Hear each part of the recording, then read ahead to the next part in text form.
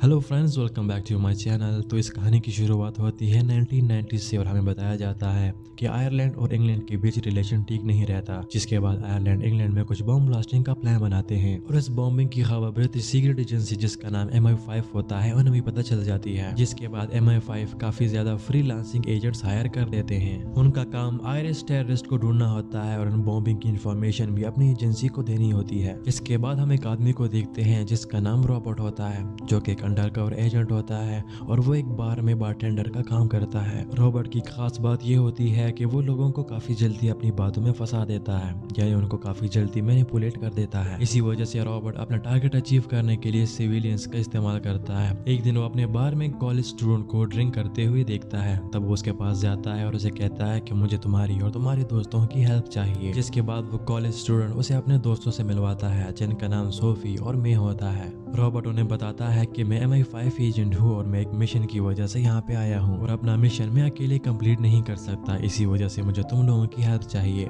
Robert उन्हें बताता है कि मेरे पास इन्फॉर्मेशन है कि तुम्हारे कॉलेज में कुछ टेररिस्ट छुपे हुए हैं और चूंकि मैं बाहर में काम करता हूँ इसलिए मैं कॉलेज नहीं जा सकता। इसी वजह से उन टेररिस्ट को आइडेंटिफाई करने में मुझे तुम लोगों की हेल्प चाहिए। वो तीनों घबरा जाते हैं और रॉबर्ट की मदद करने से डरने लगते हैं, लेकिन रॉबर्ट उन्हें किसी न किसी तरीके से मना लेता है। जिसके बाद वो वही करने लगते हैं जो रॉबर्ट उनसे कहता है और वो कुछ आयरिश स्टूडेंट के साथ दोस्तियां भी कर लेते हैं, जिन पर रॉबर्ट को भी शक होता है। एक दिन वो तीनों अपने बाकी दोस्तों के साथ उन आयरिश स्टूडेंट के घर में पार्टी कर रहे होते हैं। सोफी और मे का मिशन होता है कि वो इन सब लोगों को वहां से बाहर ले जाए, जबकि उनका तीसरा दोस्त फिलिप का काम उस घर में कोई चीज ढूंढना होता है। सोफी और मे तमाम दोस्तों को बाहर ले चलते हैं, जबकि उनका तीसरा दोस्त फिलिप वहाँ पे डॉक्यूमेंट्स ढूंढ रहा होता है। इसी दौरान उनका एक आयरिश दोस्त जिसपे रॉबर्ट को शक होता है वो घर वापस जाने लगता है और सोफी से कहता है कि उसका वैलेट घर में रह गया है। और जैसे ही वो अपने घर पहुंचता है वो फिलिप को देखता है, लेकिन फिलिप कोई बहाना बनाकर बात को टाल मटोल देता है। अगले दिन फिलिप रॉबर्ट के पास जाता है और उसे बताता है कि उन्हें कोई भी प्रूफ वहाँ पे नहीं मिला।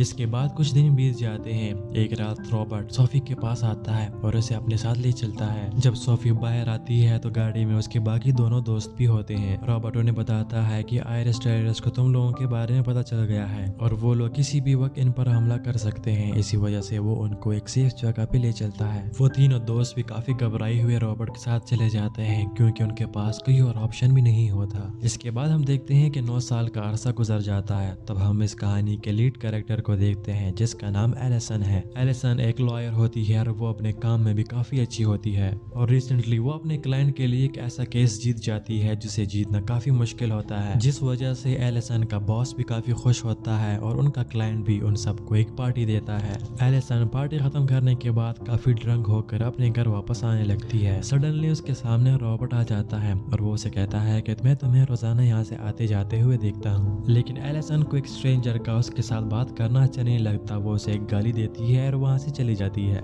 अगले दिन एलिसन वहाँ से दोबारा गुजरती है और वो रॉबर्ट को वहाँ पे काम करते हुए देखती है। इस वक्त रॉबर्ट एक कार शोरूम में एज अ सेलमैन काम कर रहा होता है। तब वो रॉबर्ट के पास जाती है और कल के बिहेवियर पे उसे सॉरी करती है। साथ में रॉबर्ट ये भी देखता है कि एलिसन अभी तक हंगओवर है। तब वो उसे ऑफिस तक लिफ्ट दे देता है। जाते हुए वो एलिसन को अपना कार्ड भी देता है और कहता है कि अगर तुम डेट पे जाना चाहती हो तो तुम मुझे कांटेक्ट कर सकती हो।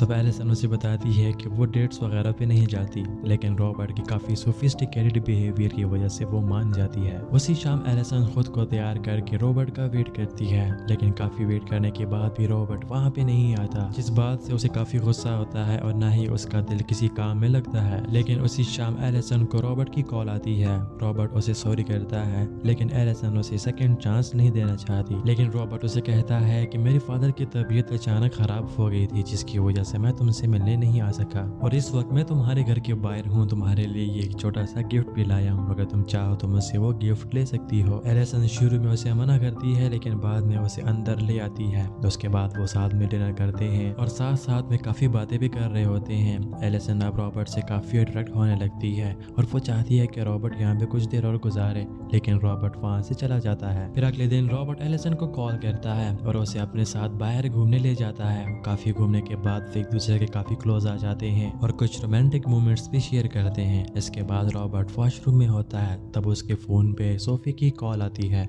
और एलिसन रॉबर्ट का फोन देख लेती है, लेकिन वो प्रिटेंड करती है कि उसने उसका फोन नहीं देखा। इसके बाद रॉबर्ट वहाँ पे आता है और वो एलिसन को बताता है कि उसकी डैड की कॉल कॉल आ रही है और उसे जाना पड़ेगा। ये कहकर वो चला जाता है, लेकिन एलिसन को अब रॉबर्ट पे डाउट होने लगता है, इसलिए वो अपने प्राइवेट इन्वेस्टिगेटर के पास जाती है और उससे रॉबर्ट के बारे में इंफॉर्मेशन कलेक्ट करने का कहती है।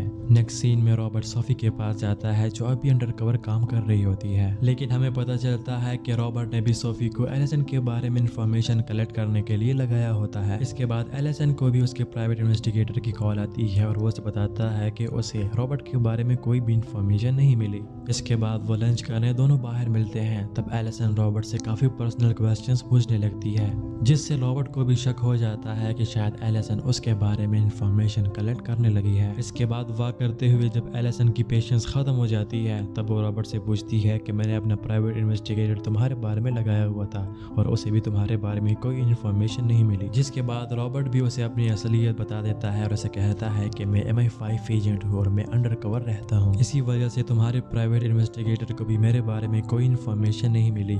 आप ये सब कुछ सुनने के बाद एलिसन के सारे डाउट्स भी क्लियर हो जाते हैं और रॉबर्ट उसे ये भी बताता है कि चूंकि हम सीरियस रिलेशनशिप में हैं, इसी वजह से मेरी एजेंसी कुछ ऐसे टेस्ट करेंगी ताकि वो तुम्हारी मेरे साथ लॉयल्टी चेक कर सके। इसी वजह से तुमने काफी पेशेंट रहना पड़ेगा। इसके बाद वो हॉलीडे गुजारने चले जाते हैं, जहाँ पे वो काफी ड्रिंक करते हैं, डांस करते हैं और काफी इंजॉय करते हैं। फिर वो बातें करते हैं और रॉबर्ट एलिसन को बताता है कि मेरा सपना है कि मेरा खुद का बिजनेस हो। जिस पर एलिसन उससे पूछती है कि तुम किस चीज का बिजनेस करना चाहते हो, जिस पर रॉबर्ट कहता है कि आजकल अमीर लोग गाड़ी खरीदते नहीं बल्कि उसे लीज पर ले लेते हैं। अगर हम ये बिजनेस शुरू करें तो हम काफी पैसा कमा सकते हैं। इसके बाद उनका रिलेशनशिप और भी सीरियस होने लगता है, जिस पर एलिसन रॉबर्ट को अपने पेरेंट्स से मिलवाने ले जाती है। एलिसन के फादर रॉबर्ट से उसकी फ्यूचर प्लान्स के बारे में पूछते हैं। रॉबर्ट बताता है कि मैं और एलिसन साथ में एक बिजनेस शुरू करने वाले हैं, लेकिन ये सुनकर एलिसन के फादर को अच्छा नहीं लगता, क्योंकि एलिसन काफी अच्छी जॉब करती है और वो नहीं चाहते कि एलिसन ये जॉब छोड़ दे। लेकिन रॉबर्ट उन्हें कहता है कि मुझे लाइफ में फ्रीडम चाहिए और किसी और के लिए काम करना मुझे पसंद नहीं है।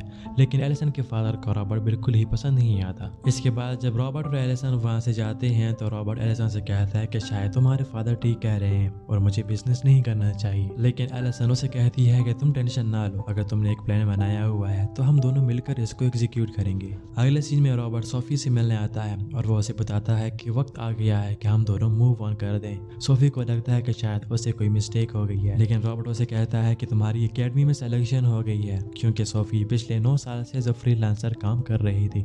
और ये खबर मिलने के बाद वो काफी खुश हो जाती है। और इसी के साथ हम देखते हैं कि एलिसन का प्राइवेट इन्वेस्टिगेटर उसे दोबारा मिलता है और उसे कहता है कि मैंने उसके बारे में और भी इंफॉर्मेशन कलेक्ट कर ली है। इन्वेस्टिगेटर उसे बताता है कि रॉबर्ट के बारे में कुछ कोर्ट केसेस हैं और वो एक लड़की के बारे में है जिसे वो भगा कर ले गया था। लेकिन वो साथ में ये भी बताता है कि कुछ महीनों बाद कोर्ट ने वो केस डिसमिस कर दिया था। ये सुनने के बाद एलिसन थोड़ी सी डिस्टर्ब हो जाती है और वो इस बात का जिक्र रॉबर्ट से करती है, लेकिन रॉबर्ट उसे बताता है कि चूंकि हम सीरियस रिलेशनशिप में हैं, इसी वजह से हमारी लाइफ डिस्टर्ब करने के लिए मेरी एजेंसी तुमसे ये सब कुछ करवाएगी और मेरी एजेंसी मेरे बारे में तुम्हें कुछ ऐसी इन्फॉर्मेशन प्रोवाइड करेगी जिसके बाद तुम शायद मुझे छोड़ने का फैसला कर दो। इस पूरी सिचुएशन से एलिसन भी काफी कंफ्यूज हो जाती है, लेकिन वो उन लोगों से कांटेक्ट करने की कोशिश करती है जिन्होंने रॉबर्ट पे केस किया होता है। इसके बाद एलिसन उन्हें कॉल करती है और वो कॉल उस लड़की की मामा उठाती है। तब एलिसन को पता चलता है कि रॉबर्ट अपनी एक्स गर्लफ्रेंड को हैरेस करता था और इसकी एक्स गर्लफ्रेंड घर से $20,000 भी उठाकर ले गई थी और उसे कुछ और कोर्ट केसेस के बारे में भी पता चलता है। इसलिए वो रॉबर्ट से मिलने लंच पर आती है और इन सब चीजों के बारे में वो रॉबर्ट से खुद पूछती है, जिस पर रॉबर्ट उसे बताता है कि मैं उस लड़की से बहुत प्यार करता था और हम लाइफ में काफी आगे बढ़ना चाहते थे, लेकिन उसे पता नहीं था कि उसकी लड़की अल्कोहलिक है। इसी वजह से वो अपने पेरेंट्स से काफी पैसे मांगती थी और उन्हें अल्कोहल्स वगैरह पे खर्च करती थी और एक दिन अचानक वो गायब हो गई। इसी वजह से उनके पेरेंट्स ने कंप्लेंट मेरे ऊपर कर दी।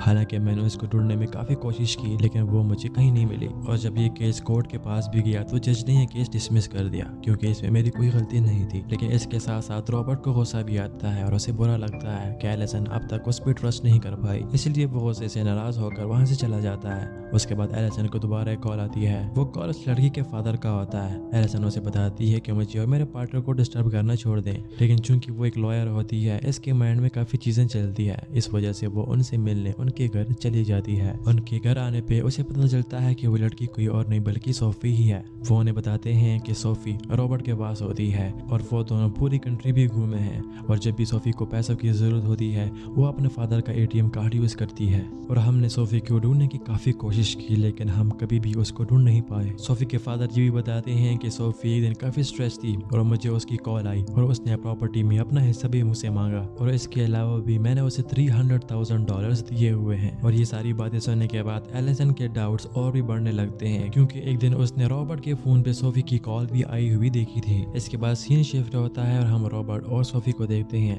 रॉबर्ट सोफी को एक मिशन के लिए रेडी कर रहा होता है और वो डॉक्यूमेंट्स किसी और के नहीं बल्कि एलिसन के होते हैं। इसके बाद एलिसन और रॉबर्ट की मुलाकात उनके घर पे होती है। एलिसन रॉबर्ट से सॉरी करती है और उसे कहती है कि मुझे कभी तुम पर शक नहीं करना चाहिए था।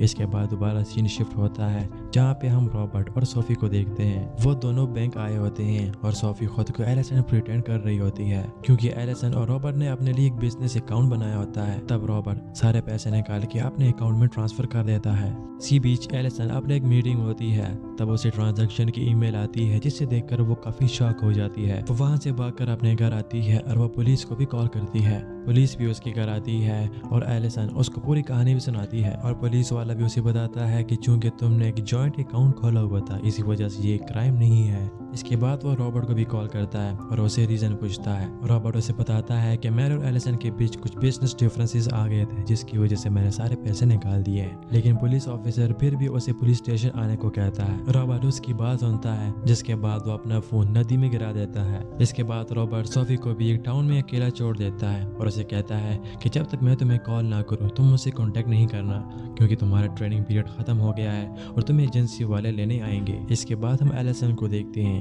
रॉबर्ट के जाने के बाद वो काफी डिस्टर्ब हो जाती है और ना ही वो अपने काम पे फोकस करती है। और अगले दिन उसे रॉबर्ट का कॉल आता है। रॉबर्ट उसे कहता है कि मैंने तुम्हारे साथ जो भी कुछ किया है मैं उसके लिए सॉरी करता हूँ और शायद तुम मुझ में बिलीव नहीं कर पाओगी, लेकिन मैं तुमसे बहुत प्यार करता हूँ। इसके बाद वो फोन काट देता है। एलिसन दोबारा से कॉल करने लगती है लेकिन उसका फोन ऑफ जा रहा होता है। अगले सीन में एलिसन अपने प्राइवेट इन्वेस्टिगेटर से भी मिलती है, लेकिन वो भी उसे बताता है कि रॉबर्ट अभी चला गया है और हम किसी ऐसे बंदे को नहीं ढूंढ सकते जिसके बारे में हमारे पास कोई भी इंफॉर्मेशन नहीं है। इसके बाद हम रॉबर्ट को एक और कार शोरूम में देखते हैं। वहाँ भी वो एज अ सेलमैन काम कर रहा होता है। तब वहाँ पे एक लड़की आती है जिसका नाम जेनी होता है। रॉबर्ट उसके पास जाता है और उसके साथ बहुत अच्छे तरीके से बात करता है, यानी अब वो जेनी को फंसाने की कोशिश करता है। इसी के साथ हम एलिसन को देखते हैं जो अभी सोफी और रॉबर्ट के बारे में इंफॉर्मेशन कलेक्ट करती है। तभी एलिसन को सोफी के पेरेंट्स के थ्रू पता चलता है कि एक और लड़का भी है जिसका नाम फिलिप है। फिलिप भी रॉबर्ट के साथ किसी वक्त काम किया करता था, लेकिन काफी साल पहले वो उसे छोड़कर वापस आ गया था। एलिसन फिलिप से मिलने जाती है और फिलिप उसे पूरी कहानी बताता है। फिलिप एलिसन को बताता है कि हम तीनों रॉबर्ट के साथ ही होते थे और 2 साल तक हम आयरिश सोल्जर से छुपकर अपनी जिंदगी गुजार रहे थे, लेकिन एक दिन अचानक वो मुझे छोड़कर चले गए थे, जिसके बाद मैं अपने घर वापस आ गया था और तभी मुझे रियलाइज हो गया कि रॉबर्ट जो भी कहता था वो सब झूठ ही कहता था। रॉबर्ट बहुत खूबसूरती के साथ लोगों को अपनी बातों में उलझा देता है और शायद इसी वजह से वो इतनी आसानी से लोगों को बेवकूफ बना देता है। इसी के साथ हम रॉबर्ट को डिनर करते हुए जेनी के साथ देखते हैं। जेनी का डाइवोर्स हुआ होता है और वो भी सिंगल होती है। तब वो दोनों एक दूसरे से अपने काम के बारे में पूछते हैं। जेनी बताती है कि वो एक साइकोलॉजिस्ट है और वो माइंड रीड कर सकती है, लेकिन रॉबर्ट जेनी को भी अपनी बातों में फंसा लेता है और वो जेनी को बताता है कि मैं MI5 में काम करता हूँ, इसीलिए मोस्टली मैं अंडरकवर रहता हूँ और सेल्स वगैरह में काम करता रहता हूँ। इसी के साथ ही हम सोफी को देखते हैं जो इस इंतजार में होती है कि शायद एजेंसी से लेने कोई उसे आ जाएगा, लेकिन उसे काफी दिन गुजरने के बाद भी कोई लेने नहीं आता, जिस वजह से वो काफी डिस्टर्ब हो जाती है। इसी के साथ साथ दिखाया जाता है कि रॉबर्ट और जेनी के बीच भी रिलेशनशिप आगे बढ़ चुकी है। रॉबर्ट जेनी को बताता है कि हमारे एजेंसी में एक अपॉर्चुनिटी आई हुई है और अगर तुम चाहो तो हमारी एजेंसी में एज अ साइकोलॉजिस्ट काम कर सकती हो। इसी के साथ ही हमें ये पता चलता है कि जेनी के मेंटल इश्यूज भी होते हैं और उसके लिए वो काफी हैवी डोज टेबलेट्स यूज करती है। इसके बाद वो दोनों हॉलीडे पे जाते हैं। तब रॉबर्ट जेनी से कहता है कि हमारी एजेंसी ने तुम्हारे बारे में काफी रिसर्च किया हुआ है और उन्हें तुम काफी पसंद भी आई हो, लेकिन सिर्फ एक इश्यू है और वो ये है जो तुमने अपने स्टडी के लिए लोन लिया था उसको वापस करना पड़ेगा। जेनी को यह बात थोड़ी सी अजीब लगती है, लेकिन रॉबर्ट उसे बताता है कि तुम्हें पता होगा एजेंसी ऐसे ही काम करती है।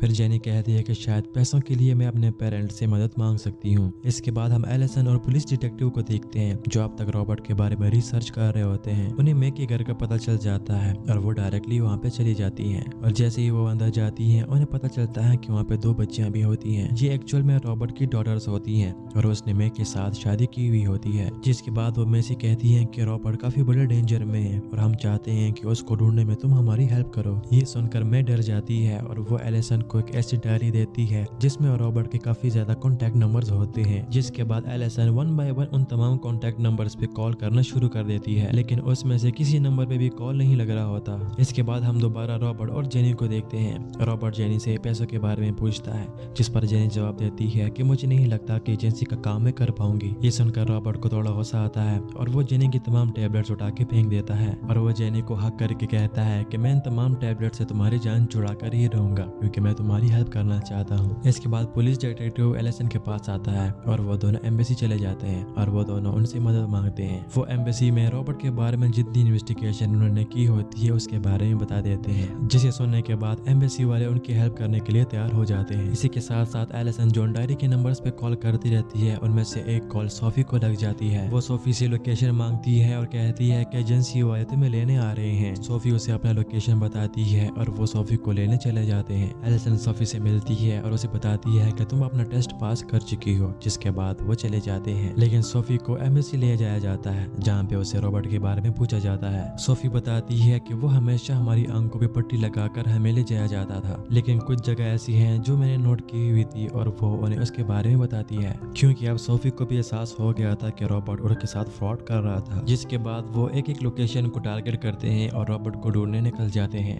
इसी के साथ दिखाया जाता है कि रॉबर्ट ने जेनी से टैबलेट्स ली हुई थी और जेनी अब काफी पेन में होती है और रॉबर्ट जेनी को एक बार टब में लिटा देता है क्योंकि वो बेहोश हो गई थी और बिल्कुल रिस्पॉन्ड नहीं कर रही थी। लेकिन रॉबर्ट जिस घर में होता है, एलिसन, सोफी और बाकी पुलिस वाले भी वहाँ पे पहुंच जाते हैं। रॉबर्ट अनजान बनकर बाहर निकलता है, तब वो एलिसन को अपने सामने देखकर शॉक हो जाता है। एलिसन उसे बताती है कि तुम्हारे बारे में हम सब कुछ जानते हैं और अब तुम कहीं नहीं भाग सकते। ये सब कुछ देखने के बाद रॉबर्ट अपनी गाड़ी में बैठता है और वहाँ से भागने की कोशिश करता है, लेकिन चूंकि सोफी भी ये सब कुछ देख रही थी, वो अपनी गाड़ी रॉबर्ट पे क्रैश कर देती है। जिसके बाद पुलिस रॉबर्ट को गिरफ्तार कर देती है और जेनी अब भी जिंदा होती है। उसे हॉस्पिटल ले जाया जाता है। इसके बाद रॉबर्ट कोर्ट में पेश होता है और उसे अपने किए की सजा भी मिल जाती है। इसके बाद हम दोबारा एलिसन को देखते हैं जो अपनी लाइफ में मूव ऑन कर गई थी और कार लीजिंग का जो आइडिया रॉबर्ट ने उसे दिया था उससे वो काफी ज्यादा पैसे भी कमा चुकी थी और अपना खुद का बिजनेस स्टार्ट करके वो काफी सक्सेसफुल हो गई थी। इसके बाद रॉबर्ट को हम जेल में देखते हैं। तब एक एम्प्लॉय के पास आता है और उसे कहता है कि मुझे पता है कि तुम एक स्पाई हो और अगर तुम्हें किसी चीज की जरूरत पड़ती है तो बस तुम मुझे कह देना।